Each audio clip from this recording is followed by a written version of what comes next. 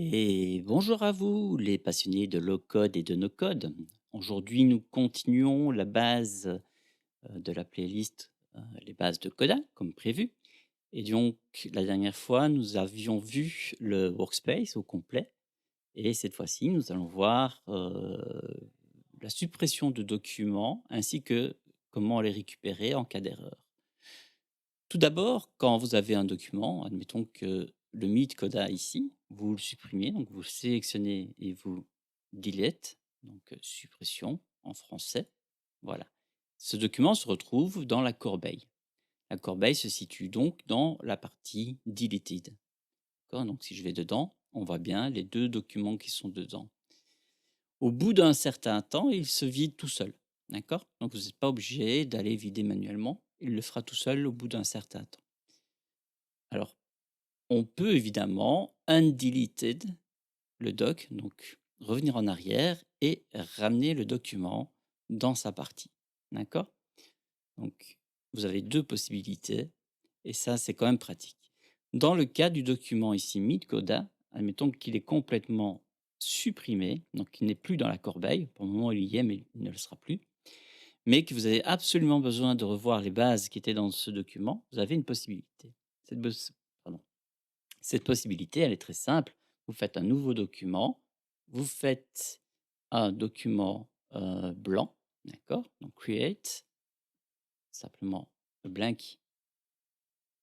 Et ici, donc vous allez taper slash et vous allez mettre meet coda, tout simplement. Et là, alors est-ce que je l'ai sélectionné? Oui, je l'ai sélectionné. Ok, parfait.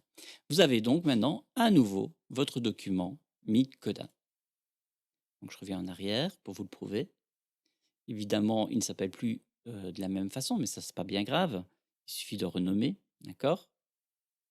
Excusez pour les notifications, je vais les désactiver ici. Donc si je retourne dedans, c'est bien le même document, hein. Il n'y a pas d'erreur. Get quand vous démarrez. OK, familiar. Alors apparemment, il a du mal à avoir tout chargé, ce qui est un peu étrange en soi. Ouais, il n'a pas tout chargé. C'est bizarre.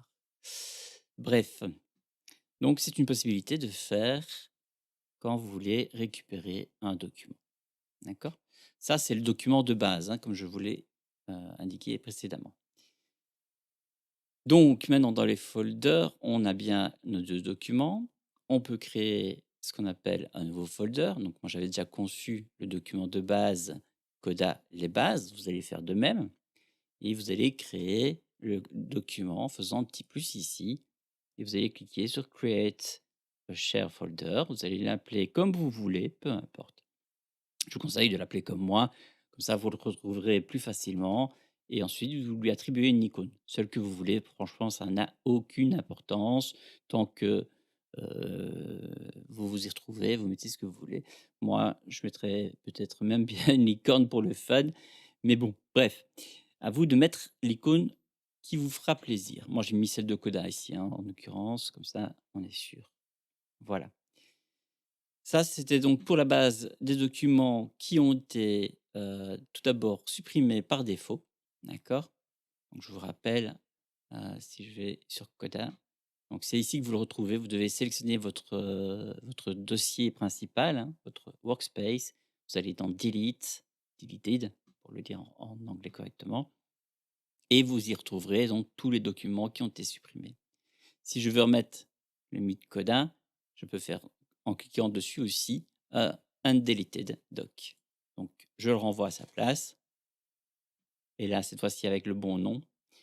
Et ici, on retrouvera d'autres informations. Ne tenez pas compte de ceci. C'est une nouveauté qui vient d'avoir lieu, qui permet justement de transformer des select lists un peu plus agréables à utiliser. Au lieu de faire, par exemple, si je transforme ici le name en select list, donc colonne ici, pardon, je fais une nouvelle liste et en général, ce qu'on faisait, c'est qu'on tapait, je sais pas moi, 1, virgule 2, enfin 2 pardon, virgule 3 et ainsi de suite et donc ici, on a une couleur maintenant qu'on peut choisir et je termine donc ma liste comme ceci. Là, c'est la liste bleue, d'accord? Et donc j'ai une liste bleue comme ceci. On pouvait également convertir directement, puisque c'était un peu le but, donc de convertir en table. Donc si je convertis, je vais mettre, number ou chiffre, peu importe, chiffre, voilà, comme ça on restera en français et il m'a créé une nouvelle table avec la liste déjà toute complète. C'est une petite différence avant, ça créait, il fallait créer une table différente et puis, vous pouviez la rajouter à chaque fois que vous aviez besoin de l'information. Mais bon, ceci, vous n'en tenez pas compte pour le moment. C'est juste pour vous montrer un petit peu le fonctionnement. Mais je vais l'effacer comme ça sera bon et voilà.